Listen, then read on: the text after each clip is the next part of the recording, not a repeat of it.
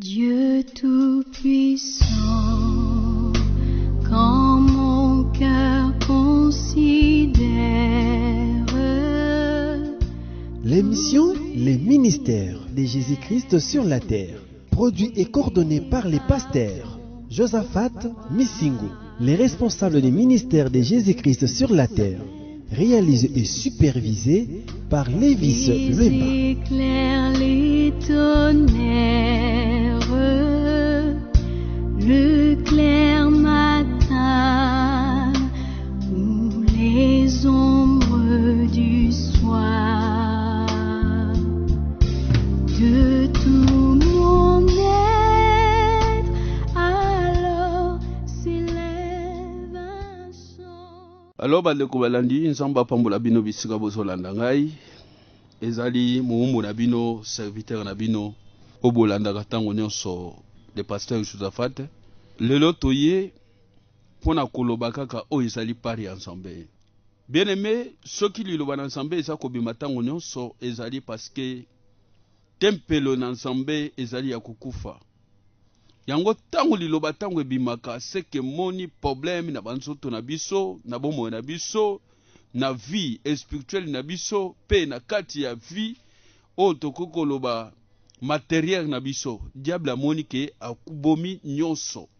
Yango moni Nzambe atindaka liloba pamba te, liloba nyonso oyo atindaka eza enfin ke eba kopesa solution na nzoto na moto. Yango leçon a lelo obeli te na biso a lelo ezali poto yeba leçon oyo tozo méditer na tongo a lelo be na journée a lelo na mukolo a lelo, la reconstitution du temple de Dieu. L'émission Les ministères de Jésus-Christ sur la terre, une émission d'enseignement et édification des enfants de Dieu. Si vous voulez nous contacter, voici notre adresse électronique josaphatalain@gmail.com. Voici notre numéro de contact 089 57 53 836 089 57 53 836 089 57 53 836. Bit na biso a leçon balobi boye. Donc c'est-à-dire leçon na biso eza pona moko na tonga lelo be na journal lelo na mukolo ayeba kozwa conscience ya koyeba ko menacer nyonso oyo ya ténèbre eza koteleme na biso po biso toyeba kotonga tempelo na Nzambe te ube toyeba kokoma na objectif ya décision oyo biso tozwi te. Yango reconstitution de temple tozwi yango na kati ya oyo ezali verset base na biso bisika wapi tofandeli. Ezali na 1 Corinthiens 6:19. 1 Corinthiens 6:19. Kuna tokoko tanga et puis tokokende na 1 Corinthiens 3:16-17. Na 1 Corinthiens 6:19 liloba na Nzambe elobi boye. Ne savez-vous pas que votre corps est le temple du Saint-Esprit qui est en vous, que vous avez reçu de Dieu, et que vous ne vous appartenez point à vous-même. Bozoyeba ete corps na bino donc nzoto oyo ezali tempele na Nzambe oyo Nzambe apesi bino ewuti na bino moko te e bino moko boluki yango te me ezali tempele na Nzambe. Toujours 1 Corinthiens 3 tobani na 3:16-17. 1 Corinthiens toujours 3:16-17. Liloba na Nzambe elobi boye. Balobi car qui a connu les pensées de Dieu pour l'instruire et nous avons la pensée de Christ. Bien aimé, nalingi bon noter awa. Balobi tango ozwi engagement, ozwi décision, ozwi mukano, olobi ngai ebongi na tonga. Bien aimé, ezali nde nguma wana nde mutu ayebi siko kosala ni kozwa siko ko révolter contre kaya mungunya. Donc awa bono tango malam tango mutu azwaka décision tango mutu azwaka mukanu azwi objectif alobi ngai likambo boye ebongi na sala na koma na suka ou bien projet na nga na bandi eloko oyo na bandi ebongi na kokoma nango tina suka. Bien-aimé, na moma wana mutu azwi mokano kenga na koma tina suka, eza moma oyo nde mutu obandi bitumba na kaya mungunya. Kaya mungunya ndenge nini? Yango okomona ke eza na ba menace. Tango ozwi mokano awa, okoti na kaya ténèbre. Papa, okomona ke ba menace bandi, ba agitation ebandi na kaya mungunya.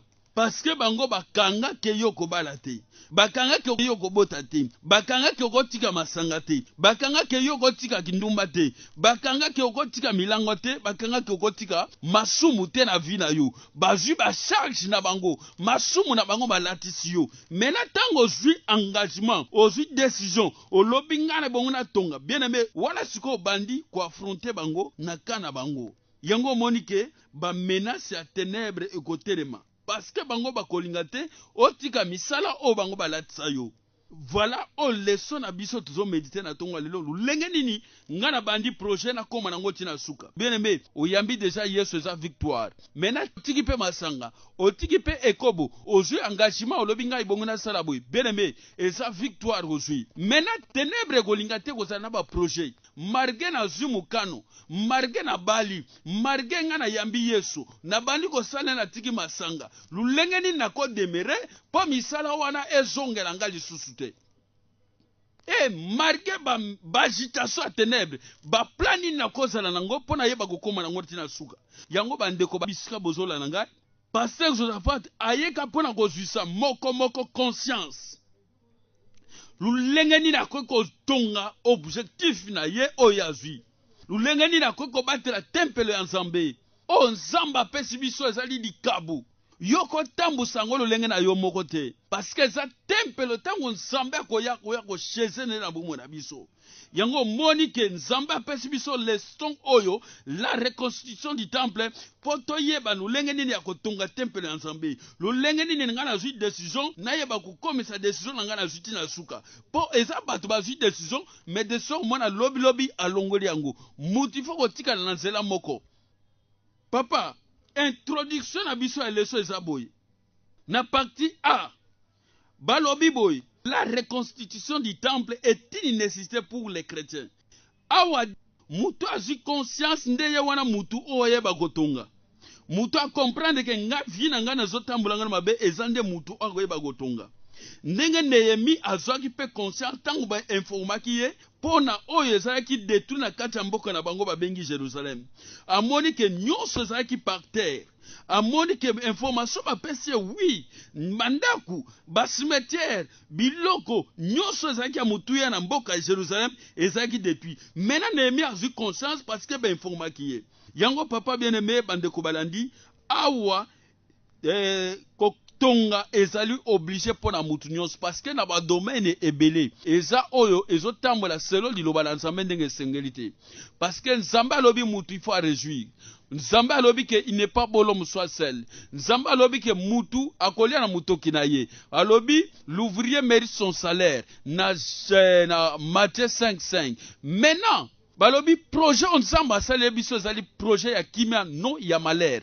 Mena tango zwi mokano oyo zwi conscience oyo olobi ke vie oyo eza mabe, vie oyo nga nazotambola nango boye eza mabe, misala nanga eza kokufa, mboka nanga eza kokufa, famille nanga ezo marché malamu te, libota nanga ezo marché malamu te. Ndenge nini bana bakomi ka mine komisala mine kobo, ndenge nini bana bakomi ka milangwa, ndenge nini mwana na bocha komi kuluna, ngai funa luka delivrance. Papa ezali obligé mutu nyonso, il faut avoir conscience que nyonso na kati na domaine na biso eza kokufa. Satan aboma nyonso. Yango biso ebongi tozwa conscience, yango yeba ko rebâtir nyonso o diable abungisa na vie na biso.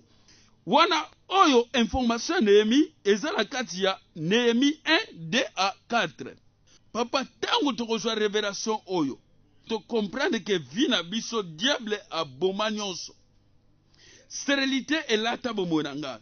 Pauvreté et lata famille nanga. Célibat et lata bana nanga. Ndenge nini nga na koyeba condamnation e kangangai. Mwana bima na condamnation na maloba na bango ezate. Wana oyo banu ko comprendre biloko oyo. Oyo ko mwana ke tout est rouge. Oyo mona ke nyonso ezali ya kobeba na vie na nga. Ebonga na zwa décision na luka délivrance. Ebonga na zwa aussi conscience que moni nyonso eza na vie na yo moko te ya malamu ezo marché. Bien aimé, à partir wana oyo mona nini. Donc la coutume a détruit nos vies. Oyo comprendre que coutume ya libota ebebisa nyonso na famille na nga.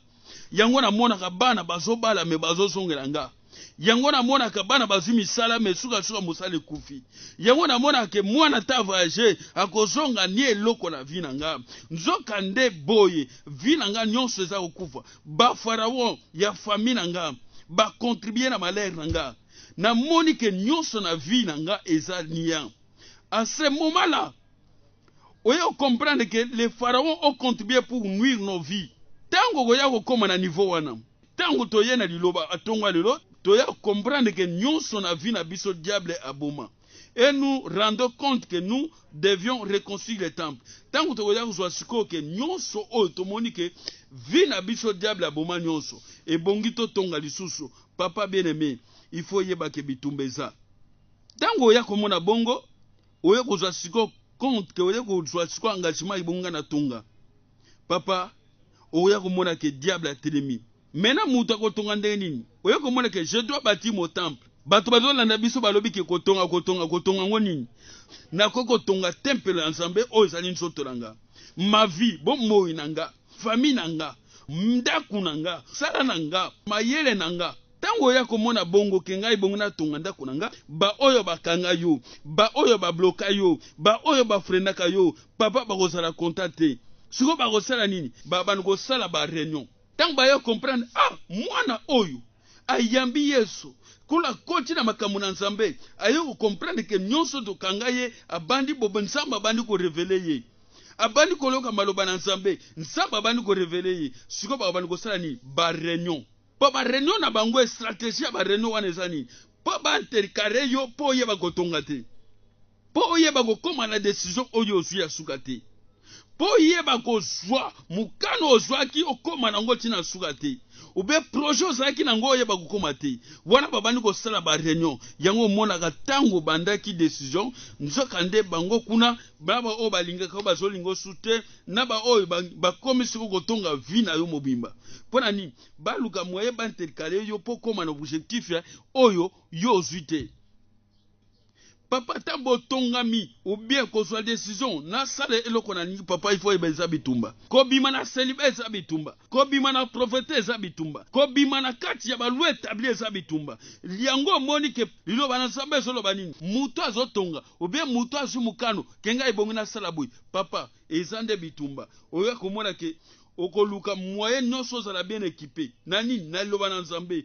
Tango sa mig siko na loba na Nzambe, obani siko konterkale misala na bango bie ba projet na bango. Oyo bazui contre bomo na yo. Obandi siko ko telemera bango. Yango il faut za la mir. Papa na objectif nyonso oyo za lango. Po koma na suka ebongo za la makasi na lusambu. Pour longa objectif au zanango, il faut la makasi na lusambu. Et sans prière, au koma na sukate, yango o mona ke, o zui échec, ou bien ambition moko zaki nango, o koki sango te, pona nini, ba réunion salami na butu. Mena po yo koma na objectif te, ba bouleverser yo makanisi. Ou bien o zaki na projet soki na zimbongo yo, na ko sala boy. Mena tango zimbongo, bango ba ye ba sali yo ba réunion, ba fandeli yo na butu, ba lobi ke mwana akolonga te, yango mona ke na tongo bimi boy, mwana malade.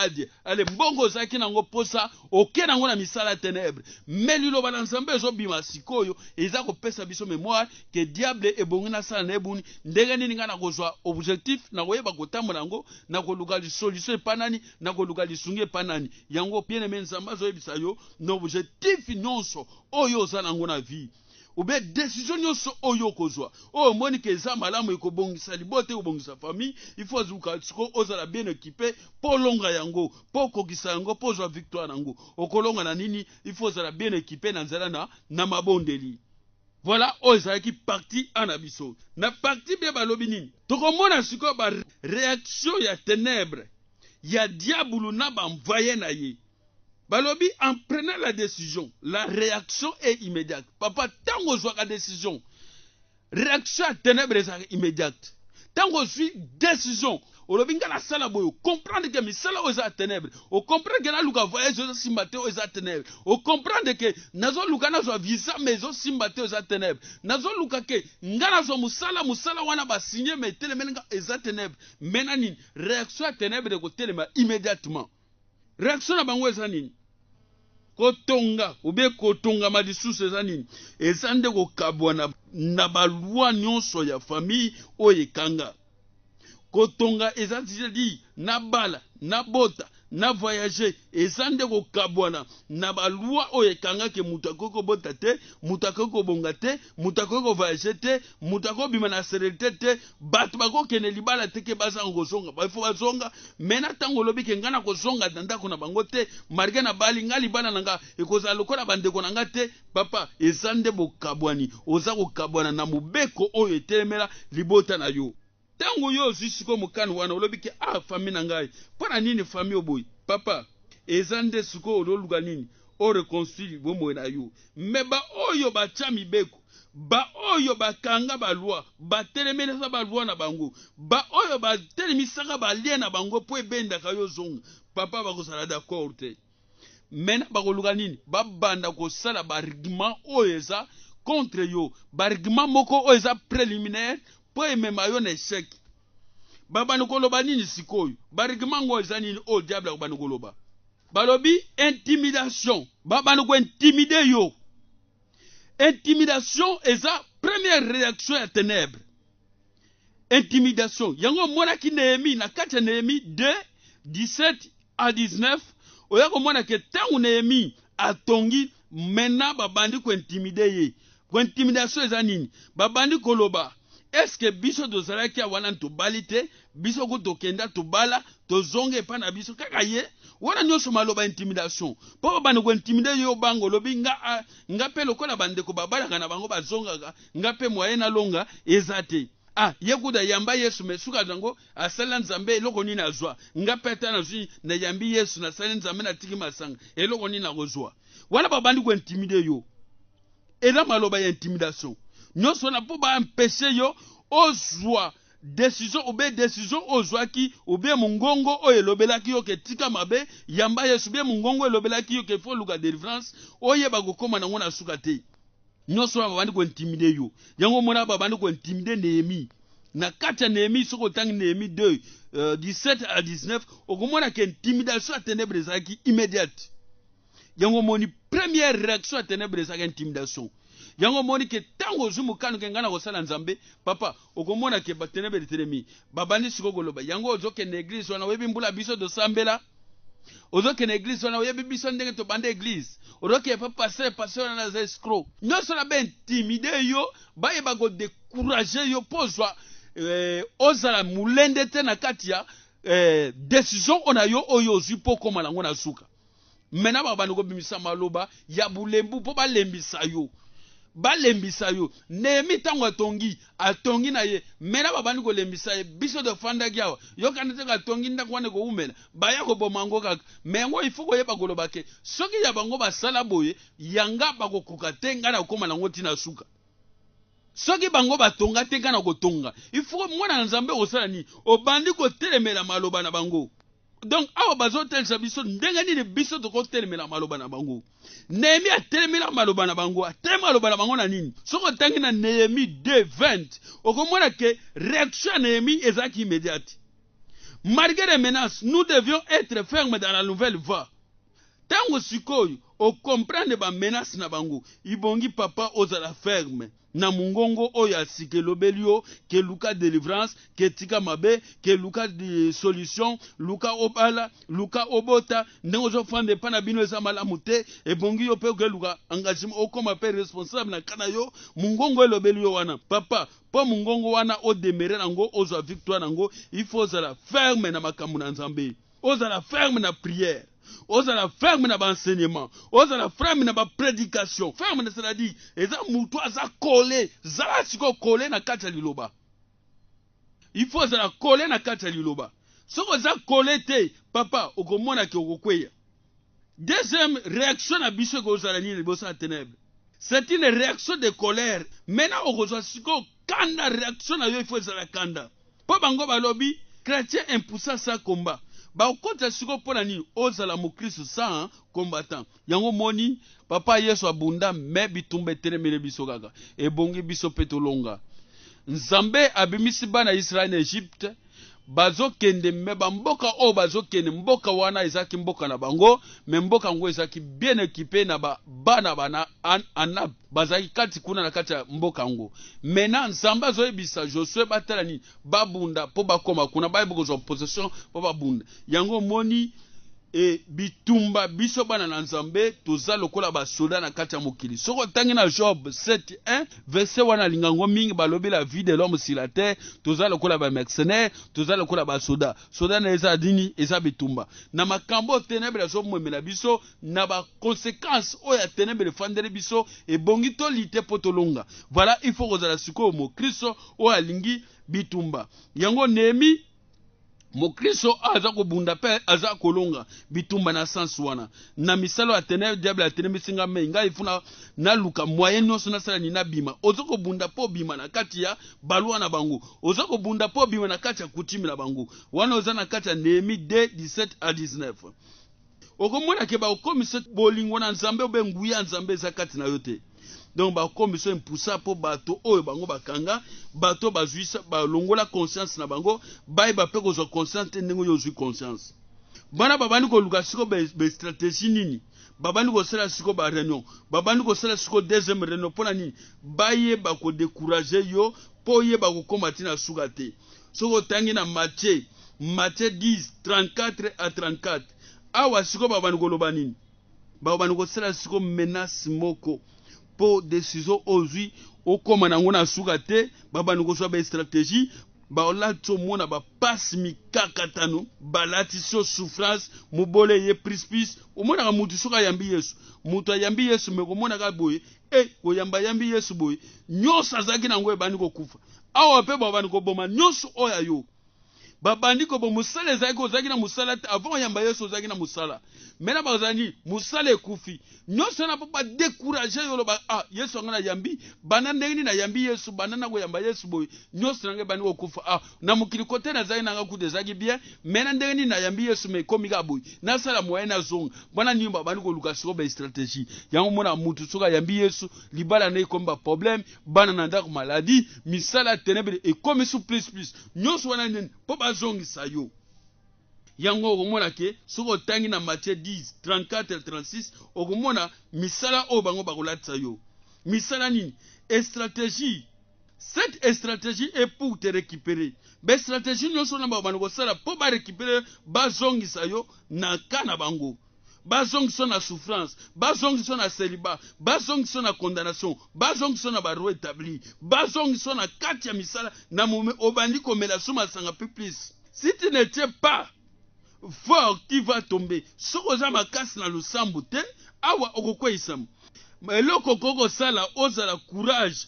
obe osakrocher na Yesu donc komitika te na kati ya ba découragement na bango ke récupérer yo ils vont récupérer leur richesse bako récupérer ba bien na bango kaya Job babane ko luka siko nini baboma bana poso babomi bana yepe kuna azwa makasi ya kuwanga na kombo ya Nzambe yango moni awa pe bakolatso misala na bango po yeba kondimela su Nzambe ozwaki decision te obe oyeba ko continuer la vie spiritualité te obe musala na yo wana obandaki okoma nango na suka te babanda siko bakolakisa ba mystique nini bilembo na bango misala na bango babandi ko beto siko ba semence ni komona maladie ekoti milibala na ndako makelele bandi musala kuna ba problème nyonso wana eza ba veni na bango basoko bwakela yo po ba récupérer you mais mieux à faire il faut osala toujours près à Christ osakrocher na liloba osakrocher na ba prière marquer ba semence na bango yo continuer na ba prière na yo. L'émission Les ministères de Jésus-Christ sur la terre,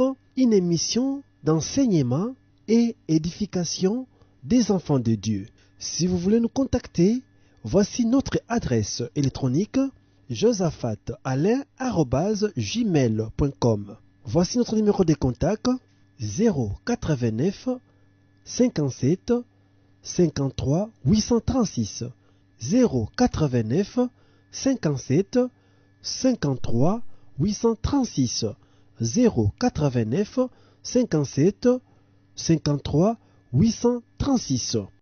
Toke na troisième paragraphe na biso, partie C na biso baloboy. Awa tokomona ke eza na ba question au diable ya sami posa. Tango mutu siko abali, tango mutu siko bimi na balwa na bango, mutu siko koli na kaya nzambe, eza ba question o bato ba sami posa. Question ni ba sami posa. Ndenge ni to komisa susu impuissant, ndenge ni to kolate susu seriba, babani ko luka mutu siko bali, bango siko babani ko sala bareno, babani ko luka ndenge ni bakoko zongisa yo na kati ya sérénité na bango. Ndenge ni bakoko zongisa yo na kati ya balu établi. Ndenge ni bakoko zongisa yo na misala atene balatsa yo, ozongela komela masanga, ozongela ekobo, ozongela misala mabe, ozongela kotonga, ozongela kofinga, babani ko luka sur stratégie. Et stratégie na bango nini? Magie blanche, magie noire, maraboutage, fétichisme, sorcellerie. Okomona ke soko za puissante ya mo Kristo nazoloba na ba Kristo nyonso bazolanda nga. Mo Kristo ozana puissance nzambe te, mo Kristo asemi amikoti sana makambo nzambe te ba komiso yango mona bana bakwandi ko récupérer bana balatse bango kindoki bana misala mabe bandi bana bakomba tene kobo bana bakomi ko zongisa ba papa ba réponse mabe nyonso wana nini po ba moni ke impuissance na yo pona nini oza makasi na mabondelité ou bien ba moni ba semence na yo ezaka kaka na bomo na yo mena ba komi ba point de contact na bango po ba yeba kokota na kati na kana bango wana ba question oyo diable se posaka awa siko nzambe azolukela biso moyen ndenge nini tokoko yema nzembo ya esengo ndenge nini biso tokoko sepela ndenge nini biso tokoko kokota na kati ya héritage oyo nga nazwaki décision ke ngai mosala na sali ebonge na réjouir mena mosala yango mpe ozwi mena ndenge nini okowumela nango na esengo balobi solution à l'impuissance solution oyo tokozala yango eza na kati ya Psaume 5:12 Psaume 5:12 et puis Psaume 49:16 Psaume 41 14 à 15 et puis 2 Corinthiens 6:17 à 18. Toya omona boy awa nzambe azopesa biso solution po toyeba koréjouir na lipamboli oyo nga nazwi na décision oyo nga nazwa nango ou bien na projet oyo nga nazwa nango ou bien mosala nazwi nango ou bien ndenge nayambi yesu boye nakangamaka na yesu adiable arécupere nga te bastratégie oyo nzambe azopesa biso sikoyo eza nini nzambe azoloba boye il faut quitter les anciens milliers il faut bima na bamillier oyo ya kala obima na bantourage oyo ya kala balobi sortez au milieu d'eux bima na kati na bango. Il faut s'accrocher à Jésus-Christ à travers tes présences régulières à tous les enseignements. Donc awa il faut s'accrocher à Yesu. Donc c'est-à-dire il faut se la régulière, il faut se tout le temps na kati ya ba prière. Ozala na enseignement na makati ya banteya na kati ya église kangama na ba kamuna manzambe okangama na ba veiller okangama na ba chaîne de prière ba retraite ozanga te ba séminaire ozanga te bo opo moyen bango bazwa yo ezate ko zonga na bakana bango bo banokemela lisusu. Il faut être sérieux avec Jésus-Christ. Et c'est ainsi que tu auras la protection. Il faut se la sérieux na makambo na nzambe. Tango muto zide, il faut se la sérieux na décision na yo. Tango muto sali likambo, il faut se la sérieux na likambo sali. Il faut se la sérieux. Il faut renoncer à toute l'identité dans le monde des ténèbres. Et au banda ko renoncer, tango kena l'église, banda pe ko zwa tango ya ba renoncement. Banda ko boya misala na bango, banda ko boya maloba na bango, banda ko boya ba décision oyo muto bazwa contre yo. Parce que ezala ba décision bazwa ezala ba reno basalaka ezala misala siko bango bakosala maintenant il faut yeba kozwaka de tango ya ko renoncer banda siko ko renoncer awa tango bamona persévérance na yo bani koluka bazwa ba rena basala ba stratégie bani koluka ba rena na bango pa batinda peme na yo po ba renverser miraille yango mona mutu tango koti na église bani kotinda même bato ba décourager yo pona nyonso wana ni ba renverser miraille oyo tongaki omona nyonso ba pesa yo na coutume mutu tango yambaki Yesu mamuso zwaki musala obe ozwaki libala ya malamu ya nzela ténèbres na nzela oyo ya nzamba asengelaki te omona babani ko récupérer nyonso. Et awa tozo kota na deuxième solution on nzambe pe alingi prendre à cœur le travail de la reconstitution en disant il faut zwango sérieux na kati ya mutema na yo ozwango na kati ya mutema na yo ya musala na yo oyo ozwi ya kotonga ube décision ozwi po bima na kati na bugumbu advienne que pourra moi je dois reconstruire mon temple ne pas tenir compte de tes frères et de tes sœurs en Christ tant ozwi décision papa koluka no ba midi 14h ko ba koluka batu ba accompagner yo po tonga musala oyo ndimi. Il faut zala résistant na makambo na nzambe na ba menace nyonso bango ba ko menacer papa il faut zala muto oyo olobi kengana ko tunga na kombo ya Yesu Masia.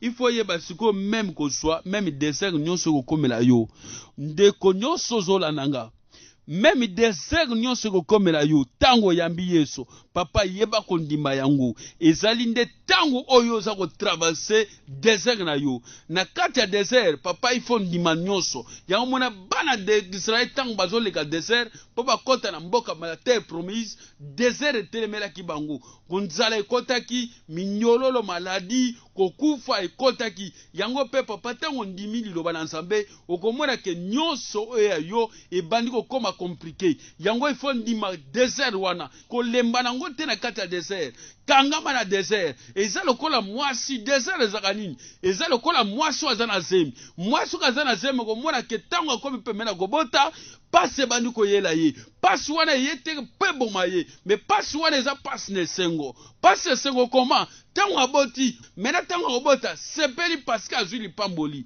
yango mpe ndima na désert moto ayambi Yesu ndima na souffrance ondimi marke basouffrance omona na kati ya bokristo na yo papa ndima yango nyonso wana ye po eboma yo te ezali nde oza koleka désert po okoma na terre promise na yo okota na kana na yo okota na bisika wapi bale na bamiere ya kimia oyo kolia okosepela nango voilà ba solution nzambe azopesa biso et na kati ya ba solution na nzambe alobi totanga na kati ya Néhémie 4:6 1 Pierre 2:19 à 20 balobi il faut ba ko supporter nyonso wana supporter liloba na nzambe supporter nzala oyo kokomela yo supporter nyonso parce que awa balobi moto vivra kaka te na lipa ba okotsa nzala ba okotsa minyololo nyonso wana po ba récupérer yo nyonso wana po baluka moyen nini bango bazwa yo ozonga na kana bango yoka siko premier sacrifice oyo kosala po lipambo na umela eza yo moko se donner à Dieu soi-même comme un sacrifice vivant. Donc faire un don de choix à Dieu. Mi pesa sacrifice comme du kabu oyo ya nzambe apesi. Mi bonza. Donner son temps pour Dieu. Pesa tango na nzambe. Sacrifier pour l'œuvre de Dieu. Mi sacrifier pour na tango na nzambe. Pour na misala na nzambe mi sacrifier. Place le que na musala mengonga nzambe mona mi pesa kene no makamu na nzambe. Sacrifier sa vie pour Dieu. Bon mo na yo kabango pour nzambe. Donc transport za na ngombongo bolimbo lia papa ngonge koki, il faut foutre transport. Foutre ngo transport kende église. Bondela. Luka ke za moment on ngana zo luka délivrance abima na citation. Potango kozwa papa golia okosepela. Okote na terre promise okomona nyonso. Sacrifier c'est bien. Donc nyonso oza komona bien sacrifier pour nzambe. Isana Jean 12:26 et puis Psaume 54:8 Malachie 1:6 à 8 et puis tukomona na Malachie 8:11 balobi liloba na nzambe lobi boy en sacrifiant à Dieu c'est comme si nous donnons quelque chose pour recevoir sa protection. Ah papa awa ta nzambe lobi pesa sala ba condition oyo. Première condition, balobi, donner son temps à Dieu. Ba ou pesi ba tango na nzambe. Tango zo sala ba sacrifice oyo. Mutu ami bondela ka nzambe. Mutu azaka tango ko bondela. Mutu ami pesa ka lali banzala pona Yesu. Papa eza nini? Oza ko kotsa mbongo no na banque. Amen. Hey! Bien-aimé, nzoka nde tango do sala ba sacrifice. Tango kende ka lingomba. Tango kende na ba prière. Ezala kande ba compte na yo kotsaka na banque ofongola nde compte bancaire mena tango za na poste de protection mena comme salaki ba sacrifice kotsaki mbongo na banque papa okosenga protection goya osengi protection ye osengi lisungi ye osengi délivrance goya osengi guérison goya yango mona belembe il faut que je tango ba prière mo Christ il faut s'accrocher dans Nzambe awa pena na sepe nango liloba na Nzambe za malamu papa tango no ekena église ekena pamba te ndeko za na prison bana ko bondela pamba te yango tango za na prison banda siko ko kota na guichet obana ko bimisa nini ba compte na yo okotisa donc senga libération senga délivrance senga solution senga élévation senga mariage parce que nini yo okotisa ba compte na yo na banque ya Nzambe banki ya oya bato mokili bamelaka te me banki ya Nzambe yango ifo yeba kokotisa ba compte no na banki ya Nzambe ba contre banki ya Nzambe mi sacrifier bonzela Nzambe pesa ba dîme régulière bonze musala Nzambe tuti ezo sanga mbongo na église na ba radio ba passer bazote sengeni mbongo pesa yango pesa liloba na Nzambe tuti pesa tango ozala na problème ozala na mikakatano mena ozo senga lisungi Nzamba kota na compte na yo eza combien kuno compte ça est-ce que compte sacrifice est-ce que bonzela Nzambe okomona ke momo wana Nzambe ayeko kita papa Nzambe ko kita la problème na yo ko répondre yo parce que compte ça nyongo compte ça nyongo bien ezaka pamba te nyoso de sala ke ezaka pamba te nzoka nde de compte ça Nzambe nyongo yango il faut ko bonzela Nzambe. Troisième solution Nzambe azotalisa biso balobi la discrétion papa zala na discrétion soko tangena Néhémie 4 6 à 11 Néhémie zala na discrétion assuré bomo na yo butumo na kati ya mabondeli. Il ne faut pas se décourager go décourager tendeko il faut défendre la bénédiction que Dieu a donnée par la prière. Donc il faut défendre les pamboli na yo Nzamba pesio, o défendre libéral Nzamba pesio, o défendre guérison Nzamba pesio, o défendre vous Christ na yo o Nzambe apesio, o défendre décision na yo be musala na yo ndako no tongi, o défendre musala na yo na kati ya mabondeli, défendre ngo na kati ya mabondeli. Ba kati ya ndako il faut zo tango mabondeli. Na ba chaîne de prière il faut zo tango mabondeli. Na kati ba retraite il faut zo tango mabondeli. Nyoso na pona nini oyeba ko battre pamboli na yo Nzambe azalaka Nzambe yaba ndako esila te inacheve likambo sukisi te Nzambe suka bandi likambo akoma na suka yango Nzambe suka apesi yo bomoi akokoma nango tina suka yango bien aimé Nzamba pambola ba onyo so bazokolanda biso Nzamba apesaka pamba te Nzamba akopesa mwana nete eloko akopola balobi Nzambe suka apesi yo eloko akokoma nango tina suka. Soko tangi na Néhémie 4 9 Néhémie 13 14 Néhémie 13 20 okomona ke Nzambe jamais abandisa likamba koma ngo na suka Néhémie tango abandi marge bitumba koma ki nango tina suka yango bien aimé na nyoso osala ba okoma nango na suka mena tango za ko réjouir diable ba ko poser ba question balobi boy allons nous laisser travailler ndenge ndo tikiya ke ngo azwa musala allons nous laisser prospérer dans sa vie. Allons nous laisser se marier. Allons nous laisser mettre au monde. Allons nous laisser avoir la considération. Allons nous laisser se réjouir avec sa femme. Bien aimé, ataba mituni, ndengeni ni obali olobi na bali ko, obali koma, siko babani ko tina bamvaye. Papa ni ko luka mwaye ndengeni ni yo zwaki musala. Ndengeni ni yo balaki, ndengeni ni yo voyagaki. Oyango mwana ko tango bali, bani ko tina yo salaki ndengeni yo balaki ndengeni yo men Nzambe pesaki. Mendengeni alibana na bino gumbeli bandeko no kutu babala me bazoke pa na bango me yo la moni 3 ans ngo me mikamo moko te olobi menga na za bango te Yesu bana sikoko menga na za bango te ngana za ya Nzambe ngana za kana bango te bango bayeze na ndenge babondelaka menga na yebi muto na bondelaki ona siraki bomoyi babengi Jova Jireh Jova Rafa azaka sécurité ndazo ko batela libala nanga. Attends, tu n'es au voyage qui, mais on voyager, n'es aucun voyage pour récit, aux zongi pour ça misala, mais bande on va kenda voyage, mais va ça misala te, mais ngana kende voyage, nan Nzambe tininga na kende na kenaye, Nzambe de nous protéger, papa yebisa bango Nzambe. ata bamipose bakestion yebisa bango eza nzambe. Nzambe nde mutu asali ke nga na koma boye. Nzambe nde mutu asali ke nga na bala. Nzambe nde mutu asali ke nga na bota. Nzambe mutu asali ke nga na voyager. Voilà. Bakestion te mipose bakestion yebisa bango eza nzambe.